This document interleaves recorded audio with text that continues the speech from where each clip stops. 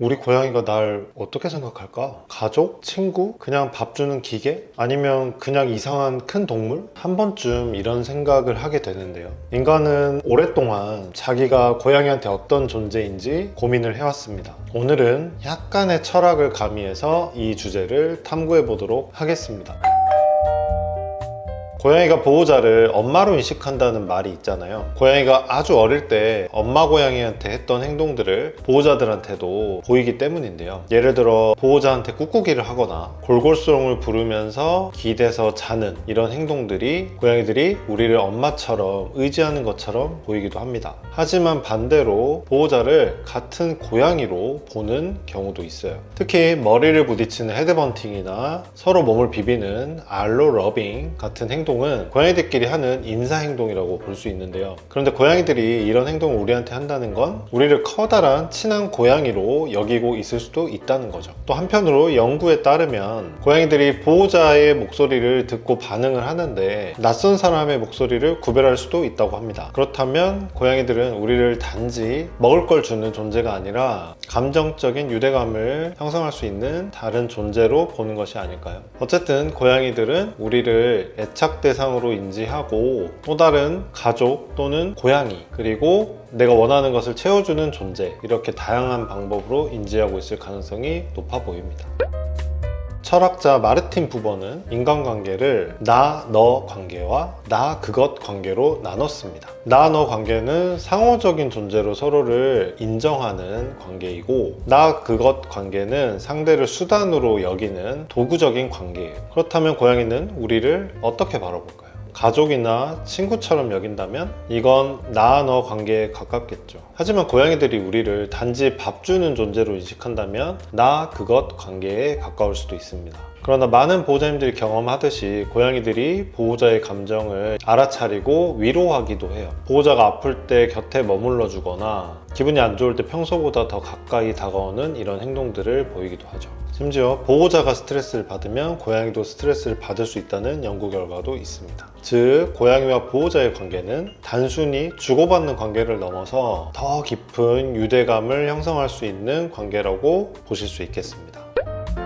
고양이는 독립적인 동물로 알려져 있지만 혼자서 살 수 있는 동물은 아니에요. 고양이도 사회적인 유대가 필요하고 보호자와 애착을 형성합니다. 전에도 제가 불완전 애착과 관련된 영상에서 다뤘듯이 고양이들도 보호자에게 애착을 느끼고 보호자가 없을 때 불안을 느끼기도 합니다. 특히 집안에서만 사는 우리 고양이들은 보호자가 거의 유일한 사회적인 관계예요. 야생에서 고양이들은 다른 고양이들과 관계를 맺기도 하고 가족 고양이들과 살기도 하지만 우리 집에서는 보호자가 그 역할을 유일하게 대신해 주는 거죠. 그래서 보호자가 일정 시간 이상 과하게 자리를 비우거나 집을 비우게 되면 고양이가 스트레스를 받거나 우울감을 느끼게 되는 경우도 있습니다. 고양이랑 사람과의 관계는 굉장히 유동적이기도 해요. 고양이가 우리를 절대적인 존재, 주인으로 여기지 않고 가족으로 여기기도 하고 친구로 여기기도 하고 더 낮은 존재로 인식하는 경우도 있는 것 같고요. 그리고 또 한편으로는 어떤 수단으로도 이용하기도 합니다. 이렇게 굉장히 사람을 복잡한 여러 가지 역할로 여기는 것이 고양이가 우리를 보는 태도라고 볼 수 있겠습니다.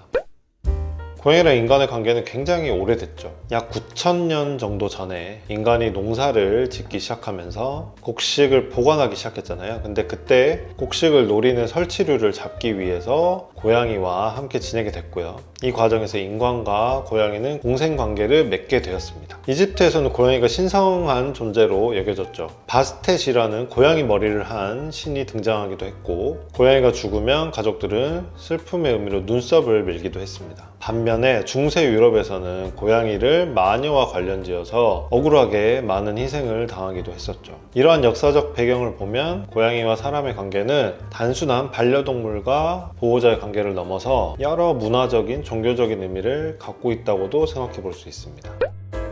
고양이가 보호자를 인식하는 방식이 다양하다는 걸 알게 됐잖아요. 그러면 우리가 고양이랑 더 깊고 건강한 관계를 맺기 위해서는 어떤 노력들을 해야 될까요? 첫 번째, 고양이의 언어 이해하기. 고양이의 눈, 귀, 몸짓, 꼬리, 자세, 그리고 소리 이런 것들을 보면 고양이의 감정을 읽을 수 있습니다. 고양이가 기분이 좋을 때와 나쁠 때, 그리고 불안해할 때와 편안할 때를 우리가 알아차림으로써 그에 맞는 반응을 해주면 고양이와 우리의 관계는 더욱 신뢰가 깊어집니다. 두 번째, 고양이가 선호하는 방식으로 교감하기. 어떤 고양이들은 쓰다듬는 걸 좋아하지만 어떤 고양이들은 좀 불편해하기도 하고 거리를 두는 걸 편해하기도 합니다. 고양이의 성향을 파악하고 그에 맞춰서 대해주는 것이 좋습니다. 모든 고양이를 똑같이 대할 필요는 없습니다. 세 번째, 고양이가 원하는 방식으로 놀아주기. 단순한 놀이에서 그치지 않고 고양이가 사냥 본능을 제대로 해소할 수 있도록 우리가 적절한 방식으로, 고양이가 선호하는 방식으로 놀아줄 수 있어야 고양이가 좁은 실내 공간에서 충분히 자신의 본성을 발휘하면서 행복하게 살 수가 있습니다. 네 번째, 일관된 생활 패턴 유지하기. 거의 항상 빼먹지 않고 나오는 내용이죠. 고양이들은 예측 가능한 환경과 생활을 선호합니다. 규칙적인 밥 시간, 놀이 시간, 휴식 시간 이런 것들을 유지하면 고양이들이 안정감을 갖고 우리를 더욱 신뢰할 수 있게 됩니다. 결국 고양이한테 보호자는 어떤 존재일까요? 가족일 수도 있고 동료일 수도 있고 혹은 그때그때 필요한 걸 해주는 도구적인 존재일 수도 있어요. 하지만 확실한 건 고양이들은 보호자를 단순한 도구로만 생각하지는 않는다는 겁니다. 고양이들이 보호자님들을 부르면 그게 단지 간식을 원하는 게 아닐 수도 있고 밥을 달라는 게 아닐 수도 있습니다. 보호자님과 진짜 함께하고 싶어서일 수도 있고 부족한 관심을 채우고 싶어서일 수도 있고 어딘가 아파서일 수도 있습니다. 고양이가 진짜로 원하는 게 무엇이고 그걸 알고 채워줄 수 있는 건 우리 보호자들밖에 없습니다. 고양이한테는 우리가 삶의 전부일 수도 있다는 그 생각을 다시 한번 떠올리시면서 오늘도 내가 편안하고 내가 원하는 것들이 아닌 우리 고양이가 편안하고 원하는 것을 해주시면 좋겠습니다. 오늘 영상 보시고 보호자님들께서 느끼시는 고양이와의 관계에 대한 여러 의견을 댓글로 남겨주시면 아마 많은 분들께 재미와 도움을 드릴 수 있을 것 같습니다. 다음 영상에서 뵐게요. 감사합니다.